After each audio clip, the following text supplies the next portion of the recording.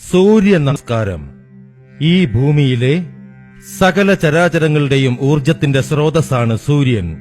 സൂര്യ നമസ്കാരം നമ്മുടെ ശരീരത്തിന്റെ താളാത്മകമായ വികാസത്തിനും മനസ്സിന്റെ ഏകാഗ്രതയ്ക്കും ബുദ്ധികൂർമ്മതയ്ക്കും സഹായിക്കും. സൂര്യ നമസ്കാരം നമ്മുടെ ആത്മീയ വികാസത്തിന് വളരെ പ്രധാനപ്പെട്ടതാണെന്നാണ് കരുതുന്നത്. സൂര്യ നമസ്കാരത്തിൽ 8 യോഗാസനങ്ങളുടെ ചുവടുകൾ 12 സ്റ്റെപ്പുകളായാണ് ചെയ്യുന്നത്.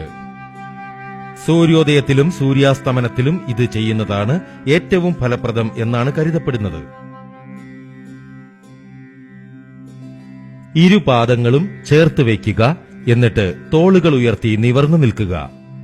ഇരു കൈകളും നിങ്ങളുടെ ശരീരത്തോട് ചേർന്നാണെന്നും താടി തറയ്ക്ക് സമാന്തരമാണെന്നും ഉറപ്പാക്കണം.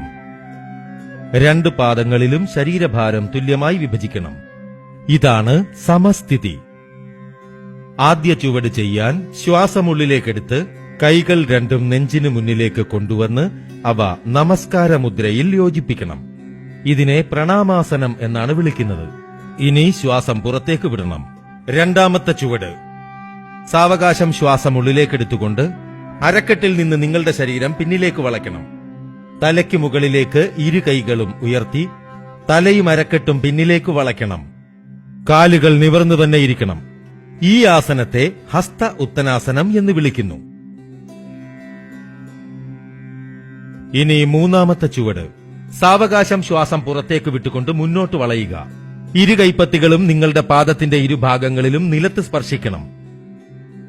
ഓർക്കുക, നിങ്ങൾ താഴോട്ട് വളയുമ്പോൾ നിങ്ങളുടെ കൈകളും തലയും ഒരുമിച്ചായിരിക്കണം. ഈ ആസനത്തെ പാദഹസ്താസനം എന്നറിയപ്പെടുന്നു.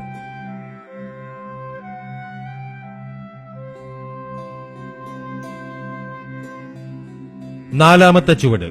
ഈ ചുവടിൽ ആഴത്തിൽ ശ്വാസം ഉള്ളിലേക്കെടുത്തുകൊണ്ട് നിങ്ങളുടെ വലത് കാൽ പിന്നിലേക്ക് നീട്ടി കാൽമുട്ട് തറയിലൂന്നുക.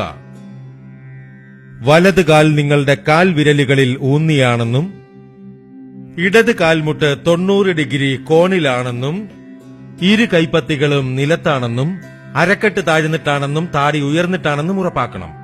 ഇതിനെ അശ്വസഞ്ചലനാസനം എന്നാണ് വിളിക്കുന്നത്. അഞ്ചാമത്തെ ചുവടിൽ ശ്വാസം പുറത്തേക്ക് വിട്ടുകൊണ്ട് നിങ്ങളുടെ വലത് കാലിന് സമാന്തരമായി തന്നെ ഇടത് കാലും പിന്നിലേക്ക് നീട്ടുക. നിങ്ങളുടെ തോളുകൾ രണ്ടും ഋജുരേഖയിലാണെന്നും അതുപോലെ മുതുകും അരക്കെട്ടും നേർരേഖയിലാണെന്നും ഉറപ്പാക്കുക. ഈ ആസനത്തെ സന്തുലനാസനം എന്ന് വിളിക്കുന്നു. ഈ സ്ഥിതിയിൽ സാവകാശം ശ്വാസം ഉള്ളിലേക്കെടുക്കണം. ആറാമത്തെ ചുവട് ശ്വാസം സാവകാശം പുറത്തേക്ക് വിടുക. ഇരുകാൽമുട്ടുകളും ഒരേ സമയം നിലത്തൂന്നുക. അതോടൊപ്പം നെഞ്ചും നെറ്റിയും നിലത്ത് സ്പർശിച്ചിരിക്കണം. നിങ്ങളുടെ അരക്കെട്ട് ഉയർന്നിട്ടാണെന്നും കൈമുട്ടുകൾ ശരീരത്തോട് ചേർന്നിട്ടാണെന്നും ഉറപ്പാക്കുക. ഈ ആസനത്തെ സാഷ്ടാംഗ നമസ്കാരം എന്നാണ് വിളിക്കുന്നത്. കാരണം നിങ്ങളുടെ ശരീരത്തിലെ 8 ഭാഗങ്ങൾ, അതായത് നിങ്ങളുടെ ഇരു കാൽ വിരലുകളും ഇരു കാൽമുട്ടുകളും ഇരു കൈപ്പത്തികളും നെഞ്ചും നെറ്റിയും നിലത്ത് സ്പർശിച്ചിട്ടുണ്ടായിരിക്കും. ഓർക്കുക, നിങ്ങളുടെ ശരീരഭാരം ഈ 8 ഭാഗങ്ങളിലുമായി തുല്യമായി വിഭജിക്കുവാൻ ശ്രദ്ധിക്കുക. ഇനി ഏഴാമത്തെ ചുവട് ശ്വാസം ഉള്ളിലേക്കെടുത്തുകൊണ്ട് നിങ്ങളുടെ വസ്തിപ്രദേശം താഴ്ത്തി തലയും നെഞ്ചും മുന്നിലേക്കുയർത്തി പൊക്കിൾ വരെയുള്ള ശരീരത്തിന്റെ മുകൾ ഭാഗം ഉയർത്തണം. നിങ്ങളുടെ കാൽ വിരലുകൾ പുറത്തേക്ക് വിടർന്നിട്ടാണെന്നും കാലുകൾ നിവർന്നിട്ടാണെന്നും ഉറപ്പാക്കണം. ഈ ആസനം അറിയപ്പെടുന്നത് ഭുജംഗാസനമെന്നാണ്. എട്ടാമത്തെ ചുവട് ശ്വാസം പതിയെ പുറത്തേക്ക് വിട്ടുകൊണ്ട് നിങ്ങളുടെ കാൽവിരലുകൾ ഉള്ളിലേക്ക് മടക്കി ശരീരത്തിന് ഒരു പർവ്വതത്തിന്റെ രൂപം കൈവരിക്കാൻ കഴിയുന്നിടം വരെ അരക്കെട്ട് ഉയർത്തണം. നിങ്ങളുടെ ഇരു കാലുകളും നിവർന്നിട്ടാണെന്നും കൈപ്പത്തികൾ നിലത്താണെന്നും തല ഇരു കൈകൾക്കും ഇടയിലാണെന്നും ഉറപ്പാക്കണം. ഉപ്പൂറ്റികൾ നിലത്തൂന്നാൻ ശ്രമിക്കണം. ഈ ആസനത്തെ പർവ്വതാസനം എന്ന് വിളിക്കുന്നു. 9ാമത്തെ ചുവടിനായി നിങ്ങളുടെ അരക്കെട്ട് താഴ്ത്തി ശ്വാസം ഉള്ളിലേക്കെടുത്ത് വലത് കാൽ മുന്നിലേക്ക് കൊണ്ടുവന്ന് ഇടത് കാൽമുട്ട് തറയിലൂന്നി അശ്വസഞ്ചലന ആസനത്തിലേക്ക് മടങ്ങണം. 10ാമത്തെ ചുവട്. ഈ ചുവടിൽ നിങ്ങളുടെ ഇടത് കാലും മുന്നിലേക്ക് കൊണ്ടുവന്ന് ശ്വാസം പുറത്തേക്ക് വിട്ടുകൊണ്ട് പാദഹസ്താസനത്തിലേക്ക് മടങ്ങണം.